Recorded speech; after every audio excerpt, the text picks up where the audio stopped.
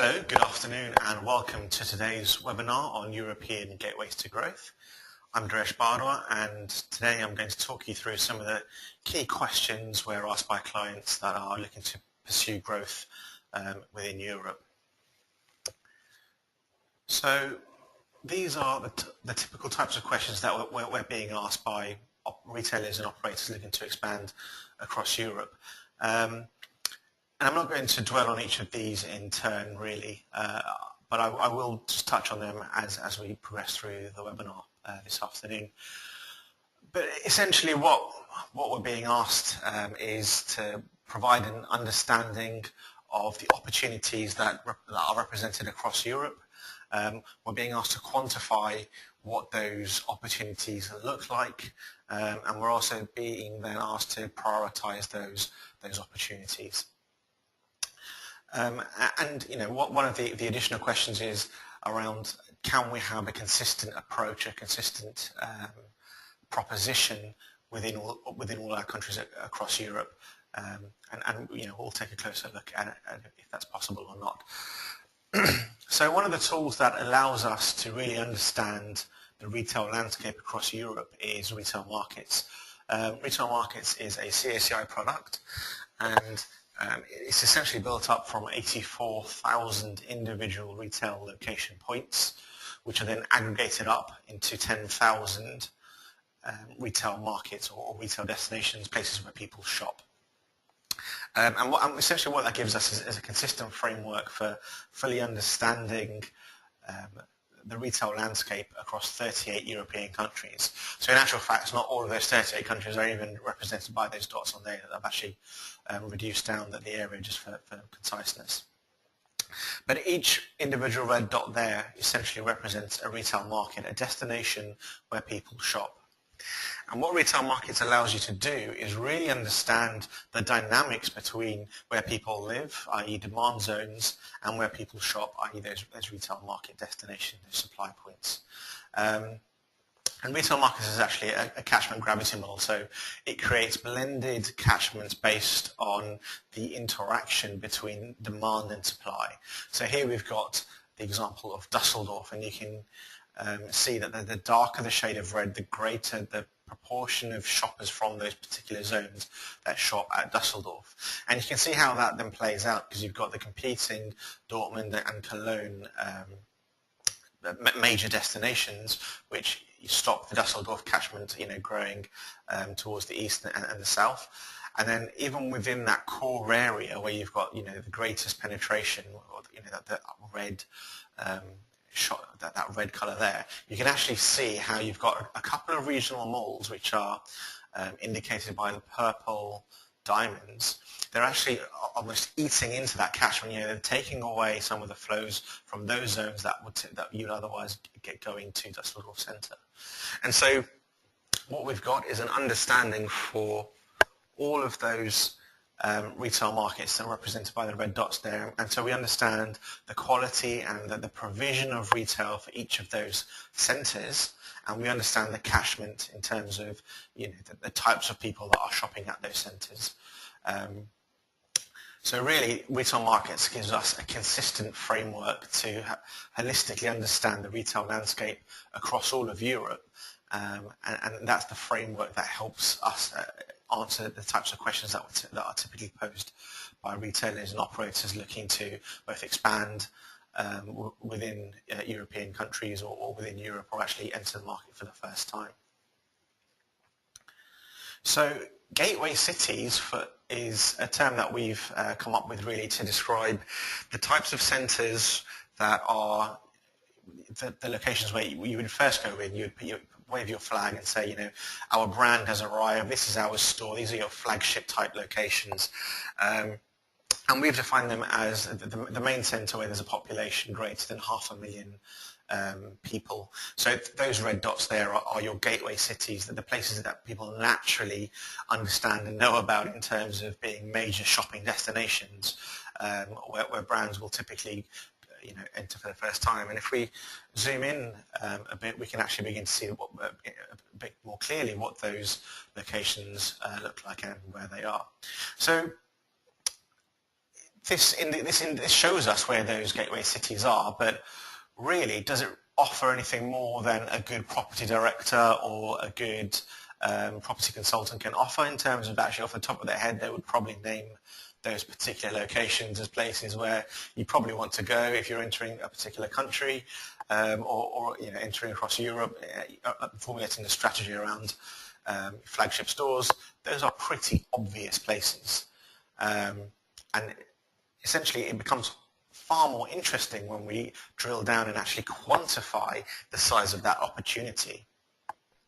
So, as I mentioned, retail markets gives us an understanding of the catchment, and what we can do is actually say, okay, well, within that catchment, how many shoppers are there? So in this example, we're showing the shopper population. So the greater the red circle, the greater the shopping population. And now, of course, that could be substituted out for demographics or affluence or expenditure on particular product categories or income. But here we've kept it simple and we're just looking at the shopper population. And of course, what you can clearly see is that even those gateway cities represent different levels of opportunity for retailers and operators within those particular markets and across Europe. So all of a sudden, you've got the ability to actually quantify those locations. So those same red circles here were just shown in a different way alphabetically, moving down that slide. But essentially what it allows you to do is say, okay, well, I intuitively know the types of locations I should be opening my stores in when I'm entering or expanding across Europe. But actually being able to have that objective, quantifiable number to support that gut instinct is what retail markets offers for these gateway cities. And of course, when you're looking at Europe as a whole and have the opportunity to actually have a consistent framework for understanding Europe, what you can then do is actually quantify the different gateway cities in terms of the opportunity that they present. So here all we've done is just sorted that in terms of the shopper population. So you can begin to actually say, okay, well, how much do each of these gateway cities represent as an opportunity based on the shopper population? Now, of course, in reality, you'd probably also consider expenditure, spending power, purchasing power, income, etc. But as a very simple demonstration of that framework, these gateway cities, if it's about the volume of people, that's a very clear indication of the types of cities you should be in, but also potentially the order in which you may well want to enter them. So that's gateway cities, and the likelihood is that you probably knew about those locations already, and you might find it fairly interesting that actually you can quantify some of that demand in a consistent framework. And there might be some in there which you might disagree with, either from personal experience or from a different viewpoint. But essentially, that consistent framework across Europe, actually understanding the gateway cities and quantifying the demand, the shopper population, etc., is something that is actually very useful as an objective viewpoint for expansion across Europe by utilizing those gateway cities. Now, quite often what happens is you enter these flag-waving locations, and then you then need to decide where can I move next. So what we've got within retail markets is a grouping system, a classification. So each of those red dots that we saw in the very first map, there's retail markets across Europe map, we've actually grouped them up into different classes. So broadly speaking, they operate from the largest through to the smallest, and we've broken them up into regional malls and factory outlet centres as well. So the gateway city definition was essentially the first two classes there, so the principal markets and the national markets, and you can see we've got the classing and then the examples of those types of locations as well. But actually, where it becomes far more interesting and potentially far more useful to have a consistent framework is when we're looking at those second-tier centres, because no property director or property agent will be able to have a consistent, unbiased view of second-tier locations across the whole of Europe. As good as they are, that's just far too much for one person to be able to do. So what we've done here is we've come up with our second-tier centre classification, and by grouping up the individual classes there. So we've got major markets and regional markets on rows 3 and 4, and then we've got some of the regional malls a little bit further down, you can see 2/3 of the way down the slide. So by aggregating up those classifications of centre, we can call those our second-tier centres. And the commonality between all these different centres is that they offer an opportunity where there's a shopper population greater than 200,000 people. So here we've got our gateway cities, and actually what becomes apparent very quickly when we have a look at our tier 2 centres is that there's a very marked difference in terms of where those opportunities lie for tier 2 centres.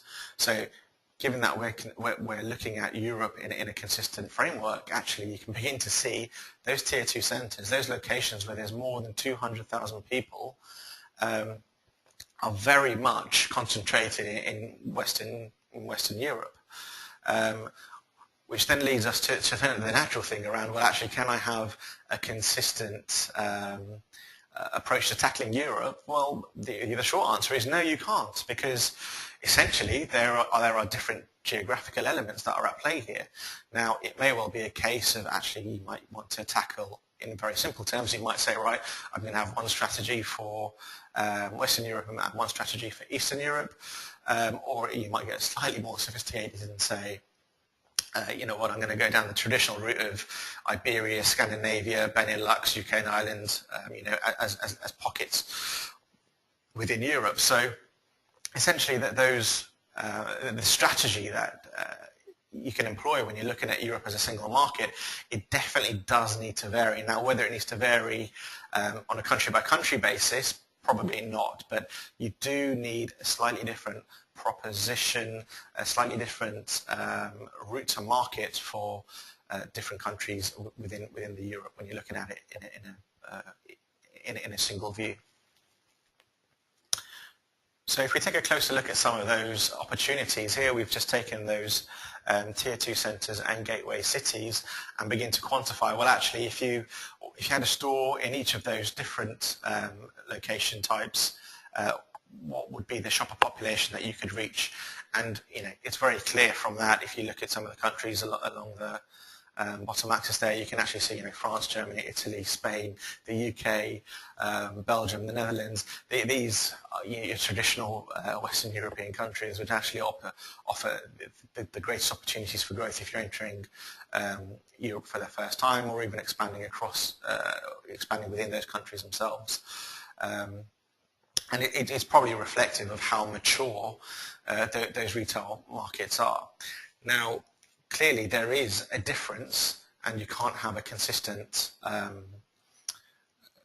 strategy for Europe. So let's take a look at what you can be doing. So if we take the example of Germany here, we saw in the previous slide that we've got 69 centres which are classified as gateway cities and tier 2 centres. And Germany has a population of around about 80 million. And if we then take Poland as a contrasting example, with half the population, so or thereabouts, 39 million people, and there are only 6 centres which are classified as tier 2 centres and gateway cities.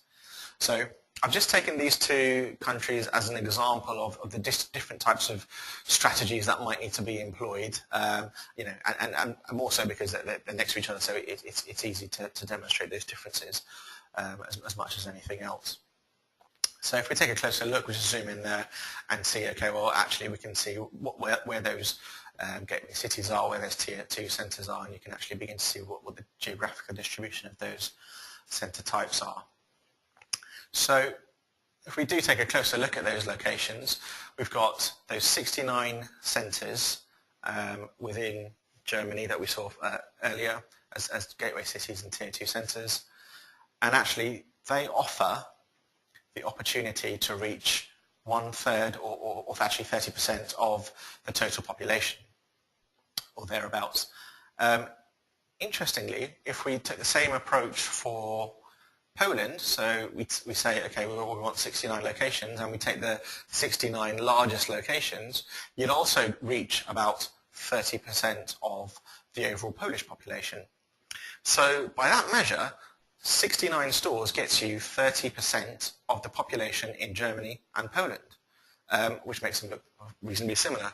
But of course, the obvious thing there that we've not considered is that Germany actually has a far greater population in absolute volume terms than Poland. So those 69 stores there would get you approximately 25 million people, million shoppers, compared to Poland where you get approximately 11 million shoppers with those same 69 stores.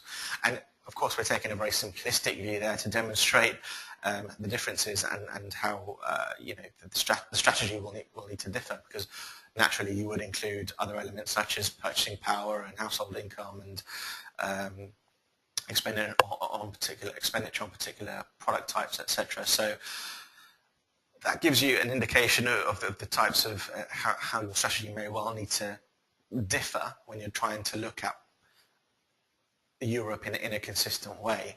Now, of course, it goes one step beyond that as well. So in this example with Germany and Poland, what we can do is actually we can take all of those 69 markets that represent tier 2 centres and gateway cities and actually say, okay, well, if I look at those classes, I can actually see, okay, regional markets, major markets, national markets, regional malls, they're all reasonably similar. So I can, as a retailer or operator within Germany, looking at those types of locations, you can probably have a fairly consistent format, a fairly consistent store size, a fairly consistent proposition. So it makes for an easier opportunity to pursue by actually looking at Germany in that way.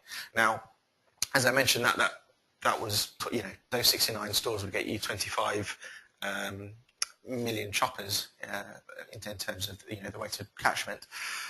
But if we wanted to pursue 25 million shoppers in Poland, naturally that's a greater proportion of the overall population. So you actually have to drill further down that retail market classification. So all of a sudden you'll have a far more fragmented store estate if you're trying to pursue the same level of growth or pursue the same number of shoppers as this example illustrates, because all of a sudden you need a format and a proposition that's going to work for you in a small market, in a small provincial market, in a small rural market, in a district centre, in a factory outlet type location. So clearly there are differences that need to be considered when you're looking to pursue growth across Europe and when you're looking at Europe as a single market.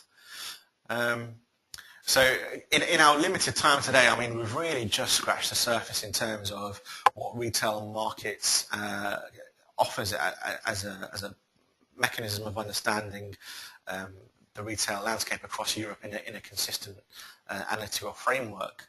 And we've seen today how we can identify those gateway cities, which most people could identify off the top of their head. Anyone with enough industrial knowledge or probably an atlas would be able to do that. But actually quantifying the opportunity and then benchmarking and prioritizing is where it gets far more interesting with those gateway cities.